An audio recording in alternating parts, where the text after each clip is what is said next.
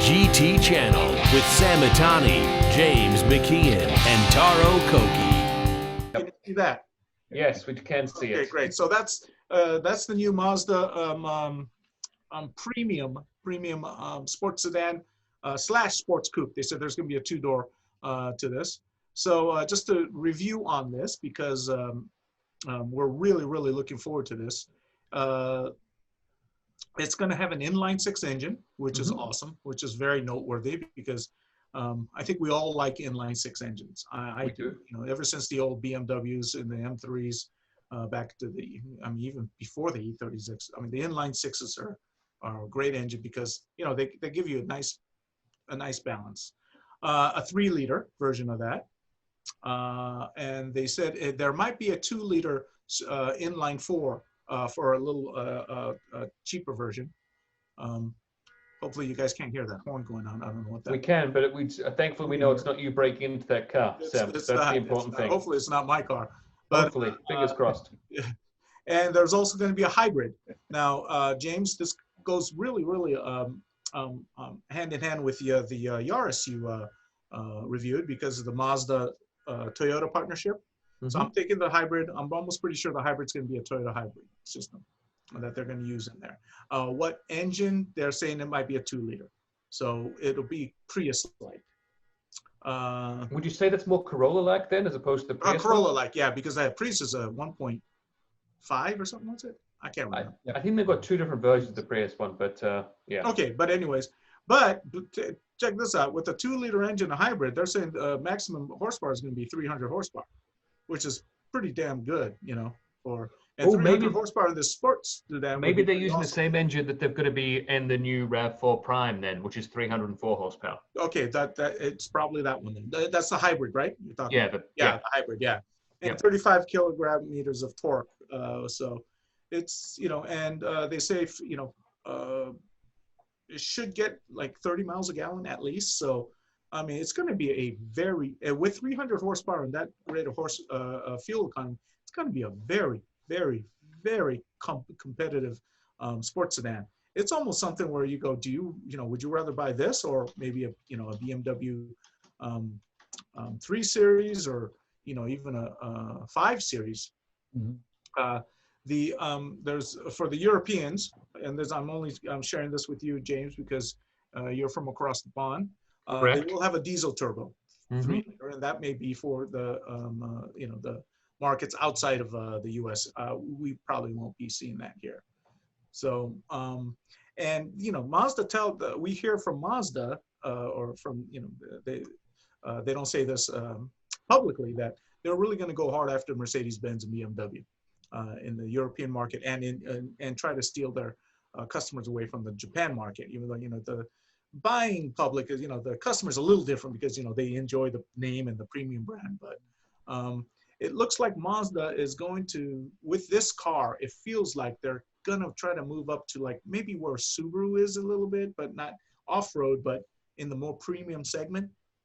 And I think if they are going to be doing business with Toyota, it makes a lot of sense. You know, kind of get away from, you know, the prime Toyota and go to the premium brand. But here's the problem: is Toyota also is has a huge stake in Subaru too. So now you got, you know, the marketplace is getting crowded. You know, So we'll see what you know, what happens there, because you know, when you think about it. All right, I'm going to ask James. James, Germany, the country. How many major car makers are there? In Germany? Yeah. You got Audi, Mercedes-Benz, BMW, and Porsche. Pretty much. Volkswagen. Oh, shit. Oh, shoot. That's the biggest one. Sorry. You can beep that out, girl. So that's 5. So that's quite a bit. How about in the U.S.? Well, here you've got, obviously you've got Chrysler. Ford, GM. Yeah, Chrysler, Daimler, Chrysler, or not Daimler, Chrysler, FIA. Chrysler, but that's, Ford, and GM, pretty much, right? The big 3, right? Yeah. So that's 3 for this country. How many does Japan have? Way too many, okay? So, you know, we're talking Nissan, we're talking Toyota, we're talking Subaru, we're talking Mazda.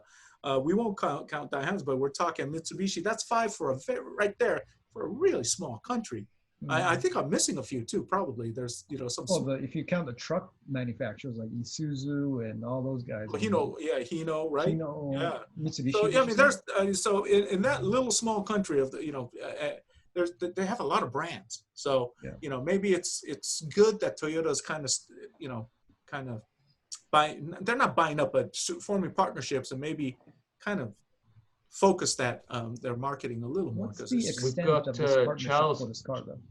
I was going to say, Taro, Charles in the Facebook question saying he's looking forward to the 3-door version of this. So I'm assuming he means just a 2-door, and with the back door being the 3rd door there. So I'd call it more of a Grand Tourer. Yeah, we'll see what. Yeah, but we'll see what kind of rear, a fastback, or if it has it could be a hatch like an A7 type, but with a 2-door. So it could definitely be a 3-door. I think, and if it's for Europe, I think it's perfect because Europe loves hatchbacks. So, to call this a hatchback would be doing it a disservice. It'll be agreed. Yeah, agreed. I'd like to call it a Grand Tourer, is what you like to call them. A Grand Tourer, yeah. And yeah. I don't think it'll quite be a station wagon like a estate. As, James's people, as I like to call them, yes. I definitely more a Grand Tourer class, right? Category-wise, it's a 5 Series. Yeah, I would say 5 Series, yes. And let's see, I'm thinking, and we're hearing with the Sky Active, right? Because that's the Mazda engine. Sky Active, they're inline 6.3 liter with 300 horsepower. That not the hybrid. We're hearing the price is going to be $40,000 to $45,000. So it'll actually probably undercut the 5 Series. So substantially. Yeah. So it'll be more in the 3 Series range probably. Even though 3 Series I don't think goes up to. That is around 3 Series range, right? Or is it? I think you're talking more of 4 Series. 4 Series, okay. So 4 Series. Well, so 4 Series Grand Coupe.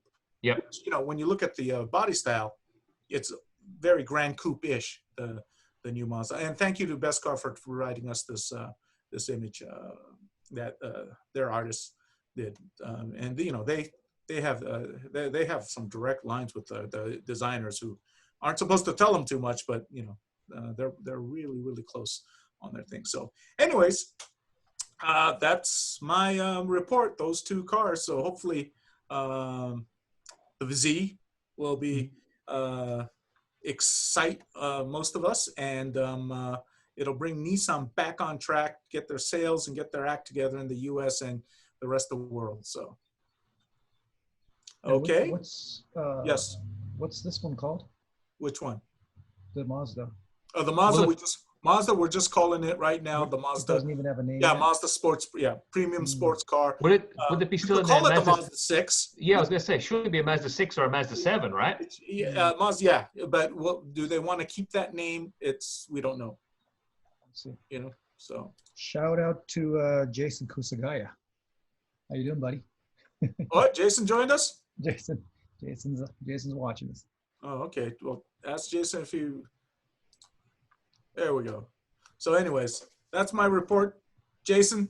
Hopefully, you didn't miss it, and if I made any mistakes on historic cars or what's sold in the U.S. and what's not, I'm sorry. I fact checked you. Yeah, well, I mean, when I even worked at Road and Track, I can't remember every detail of every car ever made. And these guys, if I forgot one or if I made a mistake, they were all over me. I go, guys, I don't know what the piston size of 1968 Ford was. I'm sorry, So, anyways. Some people know this stuff. Oh, yeah. And they expect you to know it if you work at Road Drag or GT Channel, right? So GT Channel, yeah. We have a lot of enthusiastic enthusiasts in our crowd, in our viewership. Okay, and so that's my also, and Tara got people that also likes to be very serious. You know this, Tara. So there's no joking when it comes to these discussions, right? No, I think absolutely no joking, and we can't make fun of you. That's the important thing. I think that was the takeaway. I mean, you can't make. I mean, what about Steven Seagal eating the carrot? That was kind of. Everybody loved that. I thought the viewers biked at that. I thought I got feedback. I'm not wearing those glasses today. There's people asked me. They said, "Why does Sam not wear those glasses all the time?" I will for the next show. You should for the show. I mean, I looked at the metrics, Taro, on Facebook, and I definitely, when we brought up Sam and his Steven Seagal-esque disguise, The numbers spiked. Upward trending. I mean, I think we need to have Sam Cowan and Steven Seagal in different outfits each week. I think that should be a new thing. I mean, with all respect, with all due respect to Steven Seagal, you're kind of doing my glasses a disservice by comparing it to the one he's wearing. Mine are far superior. They're totally different. I'll let you and Steven have. You guys are both martial arts. You could settle this at the dojo. I don't see that being an issue. I could see you both walk in. It's 2 sunglasses enter. 1 sunglasses leaves. That's all I'm asking for at the dojo, not the Thunderdome.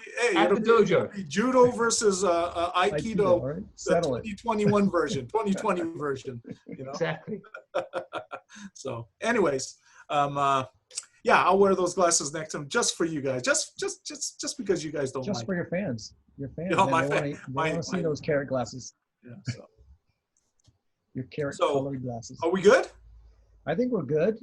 So for the next show, thanks for watching, guys. Make sure to subscribe, like, and comment. Leave us any messages for any topics that you liked or want to hear. For the next episode in 2 weeks, we have Megan Leatham, who is the Executive Director of Pikes Peak International Hill Climb.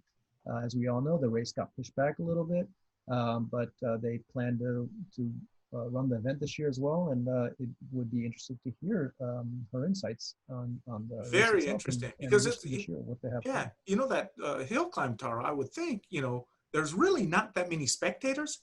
It's one you would think would be able to do perform easily. It's just that getting there, right? I think is but you don't have to there is no grandstand where you have to sit next to each other. No. I think it's just people traveling. I think that's pretty. Yeah, I mean, get everyone there. Yeah. Well, maybe we can ask all these questions on the next podcast. We're getting ready. That's a very good idea. Anyways, all right, guys. James McKeown, No Breaking podcast. No breaking. Please tune in. Always entertaining guests. Taro Koki, the man who makes all this happen. GT Channel. And me, who just comes in late and does whatever he wants and then leaves. So. That's Sam Matani right there. International man of mystery. Yeah. See you in a couple weeks. Pod speed. See you guys. Right. See ya. Bye-bye. Thanks, guys. Take it easy. All right. Thanks, guys.